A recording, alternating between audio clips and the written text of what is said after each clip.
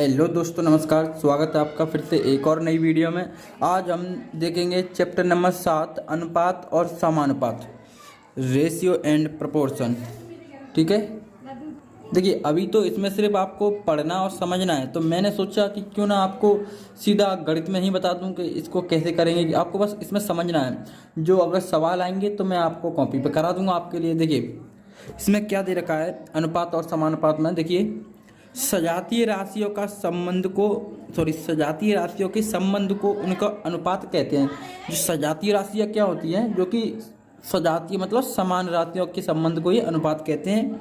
अनुपात से यह तय होती है, ठीक है, कि एक राशि इतना होने पर दूसरी राशि कितनी होगी, या पहली और दूसरी राशि के इतना होने पर तीसरी राशि कितनी होगी। जैसे किसी कमरे की लंबाई, चौड़ाई और ऊंचाई दे रखी है क्रमशः 12 मीटर, 10 मीटर, 8 मीटर हो, तो इनमें अनुपात क्या होगा। 12 ये डॉट लगे हैं ना, ये डबल डॉट, और 10 फिर ये यही होता है अनुपात का, ठीक है, और 8।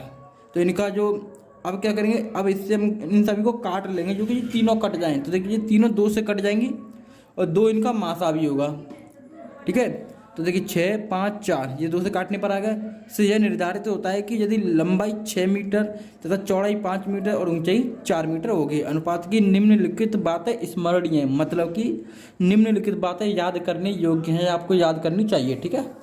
पहली ए, सजातीय राशियों में संबंध होने के कारण अनुपात का कोई मात्रक नहीं होता। भाई इनका इससे संबंध है, इसका इससे संबंध है, तो इनमें कोई मात्रक नहीं होता। जैसे कि कुछ मात्रक होते हैं ना, जैसे आपने देखे होंगे, जैसे कि टाइम का सेकंड और ऊंचाई का मीटर, ऐसे होता है ना, सेंटीमीटर। इनमें कोई मात्रक नहीं होता, ठीक है। और बी में देखिए सजातीय राशियों के मासा से भाग देकर, देखिए इन तीनों का मासा क्या आएगा, 2 ही आएगा, तो 2 से भाग देकर ये निकल के आएगा, नहीं आएगा, ठीक है।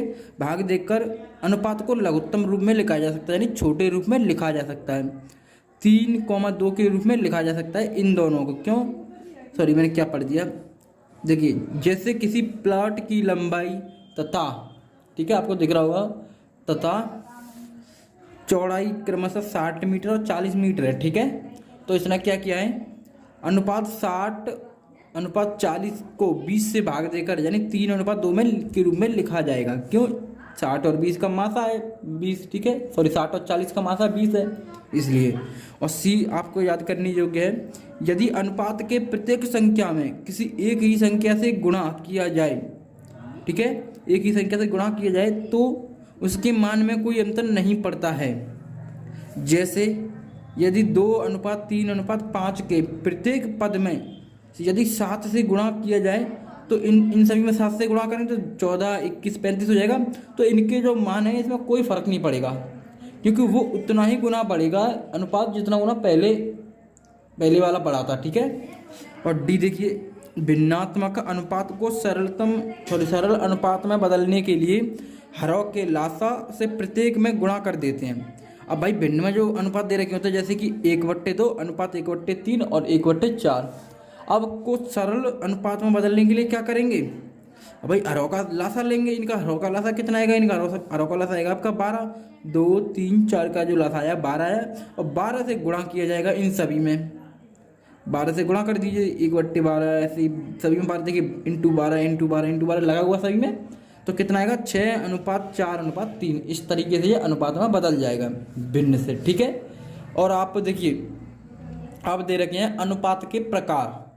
अनुपात के प्रकार देखिए, अनुलोम अनुपात, प्रतिलोम अनुपात, मिश्रित अनुपात, वर्ग अनुपात, आधा अनुपात, तिहरा अनुपात, तिहाई अनुपात, समानुपात, ठीक है। अब आपको अनुपात के प्रकारों को समझना है ठीक से, क्योंकि अनुपात के प्रकारों पर भी सवाल आते हैं बनकर, ठीक है। देखिए अनुलोम अनुपात क्या होता है, 2 राशियां इस प्रकार एक दूसरे से संबंधित हों कि एक के बढ़ने पर दूसरी बढ़े, ठीक है। एक राशि के बढ़ने पर दूसरी बढ़े और एक के घटने पर दूसरी घटे, तो दोनों राशियों के बीच जो होता है अनुलोम अनुपात होता है। जैसे दूरी बराबर होता है 4 × समय, ये सूत्र आपने देखा होगा, ठीक है, आपने हमेशा से पढ़ते आए होंगे। तो चाल को बढ़ाने पर दूरी भी बढ़ेगी, ये तय है भाई। चाल बढ़ेगी यहाँ पर तो दूरी भी बढ़ेगी, और चाल को घटाने पर दूरी भी घटेगी। अतः दूरी और चाल में अनुलोम अनुपात है। इसी प्रकार दूरी और समय में भी अनुलोम अनुपात होगा। ये होता है अनुलोम अनुपात। क्या है? अनुलोम अनुपात होता है एक के बढ़ने पर दूसरा भी बढ़े या एक के घटने पर दूसरा भी घटे, ठीक है।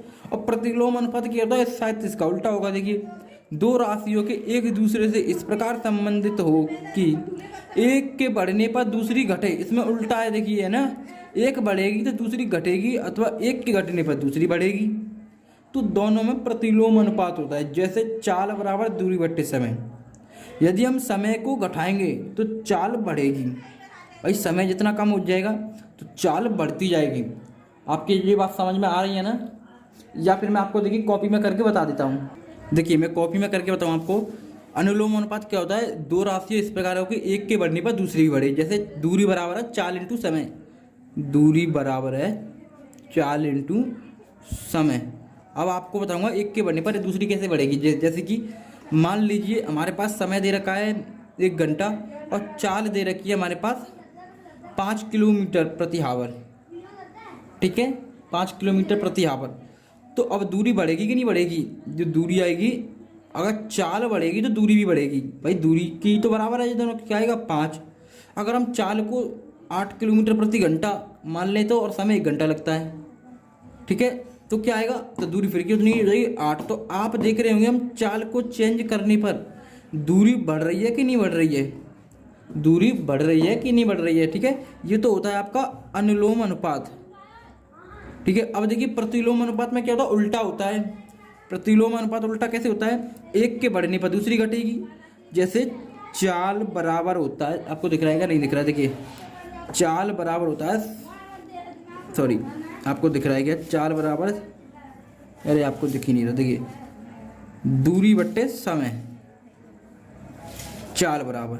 अब देखिए अगर हम समय को बढ़ाएंगे, मान लीजिए दूरी हमारे पास दे रखी है 10 किलोमीटर और समय दे रखा है हमारे पास 2 घंटा, तो कितनी दूर चाल आएगी? 2 से कट जाएगी तो कितनी आएगी? यहाँ पर आएगी 5, ठीक है,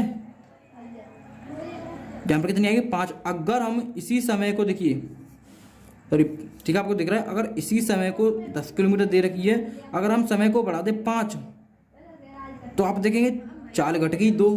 तो आपने देखा अगर समय बढ़ाएंगे तो चाल घटेगी, अगर समय घटाएंगे तो चाल बढ़ेगी। ये होता है प्रतिलोम अनुपात, ठीक है। यही मैं आपको समझाने की कोशिश कर रहा था। अब आप देखिए मिश्रित अनुपात क्या होता है? 2 या 2 से अधिक अनुपातों के प्रथम पदों का गुणनफल और द्वितीय पदों के गुणनफल में जो अनुपात होगा उसे मिश्रित अनुपात कहा जाता है। जैसे कि 3:1 दे रखा है और 1:2 दे रखा है और 4:3 दे रखा है, का मिश्रित अनुपात क्या होगा? 3 का 1 का, देखिए 3 का जो प्रथम पद है ना सभी के, इनका गुणा किया गया है 3 का 1 का और 4 का, देखिए दे रखा है 3 1 4, ठीक है। फिर किया गया है आपका 1 का 2 का 3 का, 1 का 2 का 3 का, फिर लास्ट वाले सभी पदों का गुणा किया गया है। इस तरीके से क्या निकल के आएगा आपका मिश्रित अनुपात? देखिए 12:6 ठीक है, इस तरीके से आपका मिश्रित अनुपात निकल जाएगा 3 पदों का, देख लीजिए। अब देखिए आप वर्ग अनुपात। वर्ग अनुपात क्या होता है आपका? देखिए वर्ग अनुपात किसी अनुपात के प्रत्येक पदों के वर्गों से बना अनुपात वर्ग अनुपात होता है। जैसे कि 4:5 का वर्ग अनुपात क्या होगा? इनका वर्ग कर दीजिए, 4 का 16 हो जाएगा, 5 का 25 हो जाएगा। ये होता है आपका वर्ग अनुपात, ठीक है, मतलब उन्हीं का वर्ग कर देना है बस। अब देखिए आप आधा अनुपात। अब देखिए किसी अनुपात के प्रत्येक पद के वर्गमूलों में जो अनुपात होता है उसे आधा अनुपात कहते हैं। जैसे 9:16 का अगर वर्गमूल करेंगे हम इन दोनों का, 9 का 3 और 16 का 4, ये होता है आपका आधा अनुपात। अब इसको हम अंग्रेजी में क्या कहेंगे? सब डुप्लीकेट रेशियो, ठीक है। और 13 अनुपात ट्रिप्लिकेट रेशियो, किसी अनुपात के प्रत्येक पद के घनों से बना, देखिए वर्गमूल घन, ठीक है जी, घन से बना अनुपात 13 अनुपात कहलाता है। जैसे 3 4 का घन कर लीजिए 27 और 64, ये हो गया आपका 13 अनुपात। काफ़ी आसान है, इसीलिए तो मैंने आपको कॉपी में लिख के नहीं बताया, मैं आपको डायरेक्ट बता दे रहा हूँ, बस आपको थोड़ा समझना है।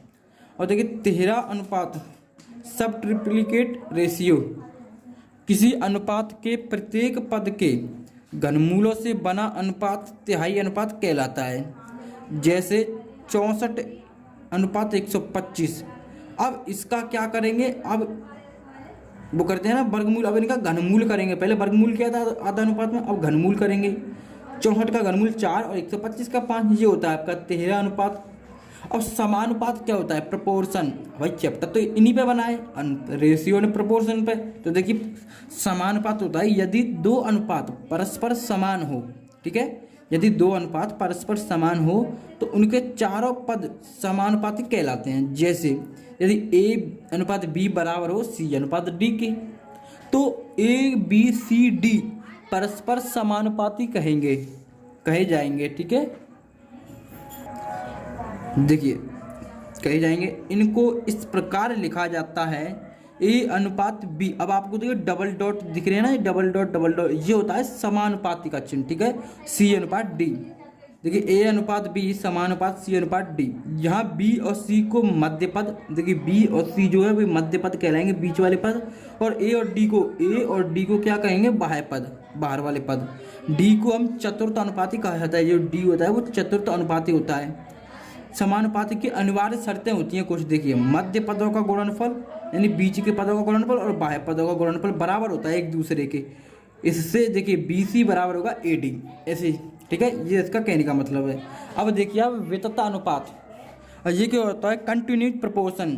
ये तो बहुत ही आसान है, देखिए इसे समझने की कोशिश करिए। यदि तीन राशियाँ इस प्रकार हो कि पहली राशि अनुपात दूसरी राशि बराबर है, दूसरी राशि अनुपात तीसरी राशि, तो तीनों में वितत अनुपात होता है। जैसे आप जैसे से समझा करिए, 2:4 दे रखा है, वही 4 बराबर है 4:8 के। इसको सांकेतिक भाषा में ऐसे भी लिख सकते हैं, A अनुपात B और B अनुपात C बराबर एक दूसरे के रूप में लिख सकते हैं। यहाँ B² बराबर होता है AC, ये इसका तरीका है। B² बराबर क्या होगा, AC जहाँ B को मध्य अनुपाती कहते हैं, तो AC तो है ही गया।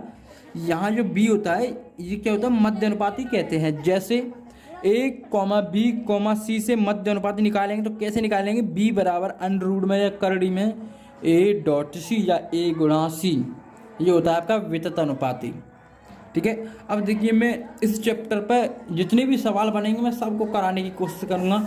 मैंने सिर्फ नंबर सिस्टम को छोड़कर उस वाले में मैंने पूरी टाइपें नहीं करा पाई हैं, बट लेकिन जितने भी ऑल चैप्टर हैं मैंने सारे की एक एक टाइप कराई है जो अब तक कराता आया हूँ, ठीक है। अब ये 7 में ही टाइप है।